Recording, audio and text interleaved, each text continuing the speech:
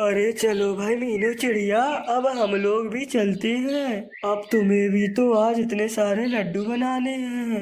अरे हाँ मीनू चिड़िया, अब हम लोग जा रहे हैं, तुम अपना काम आराम से कर लो।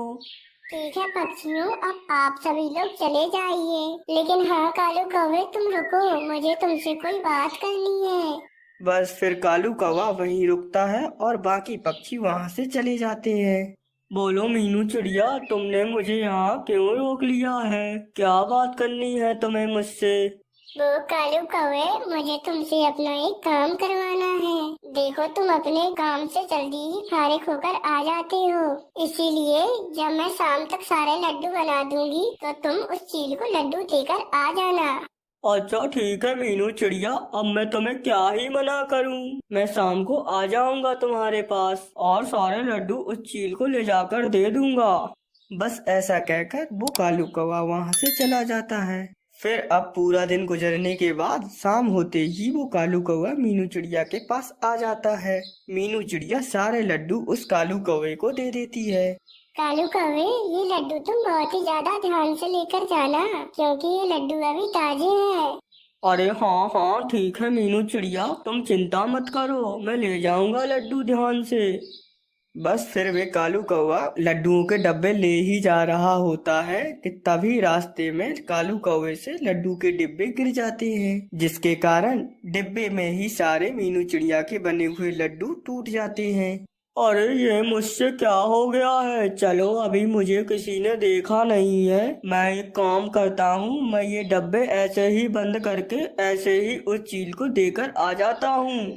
बस फिर वो कालू कौवा वही टूटे हुए लड्डू उस चील को देकर आ जाता है। फिर अब अगले दिन जब सभी पक्षी और कालू कौवा मीनू चिड़िया की दुकान पर आते हैं तो मीनू चिड़िया कहती है, हाँ भाई कालू कौवे, जल्दी बताओ, तुमने वो लड्डू कल ध्यान से पहुंचा दिए थे? अरे हाँ हाँ मीनू चिड़िया, मैंने दे दिए थे वे लड्डू ले जाकर सही सलामत।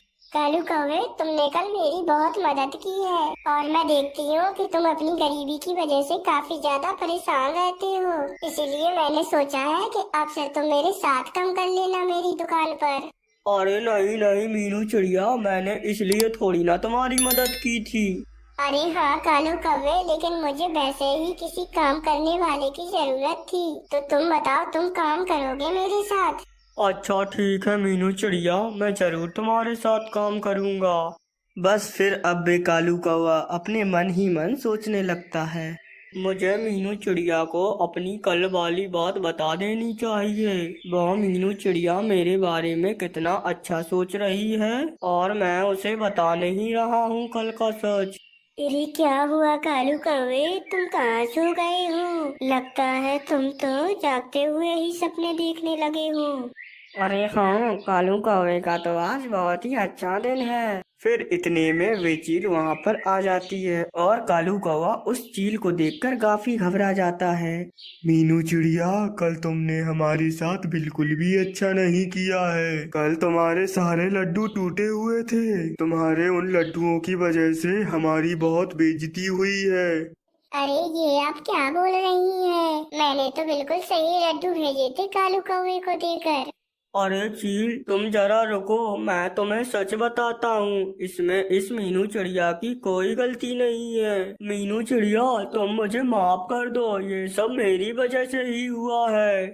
बस फिर अब वो कालू कौवा मीनू चिड़िया को सारी बात सच सच बता देता है।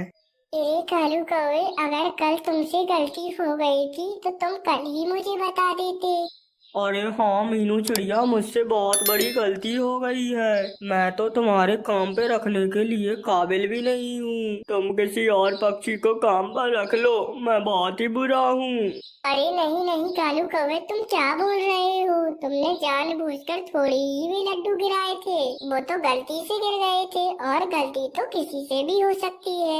बस तुमने एक ही काम गलत किया है, तुम्हें बिल्कुल भी झूठ नहीं बोलना चाहिए था। अरे मीनू चिड़िया, क्या तुम अब भी मुझे अपने काम पर रखोगी?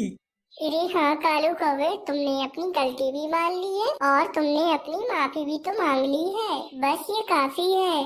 अरे चलो, ये तो बहुत ही अच्छा हो गया, अब सारी बात साफ हो गई है। अरे मीनू चिड़िया, तुम बहुत ही अच्छी हो। शायद पूरे जंगल में तुमसे अच्छा दिल किसी का नहीं है। अरे हाँ हाँ, ये तो सही बात है। सच में कालू कौवे ऐसा ही है। बस अब सब कुछ दोबारा से ठीक हो जाता है और उस कालू कौवे को भी काम मिल जाता है। तो प्यारे दोस्तों, हमें इस कहानी से प्रेरणा मिलती है कि अगर हमसे कोई गलती हो जाए तो हमें हरगिज झूठ का सहारा नहीं लेना चाहिए।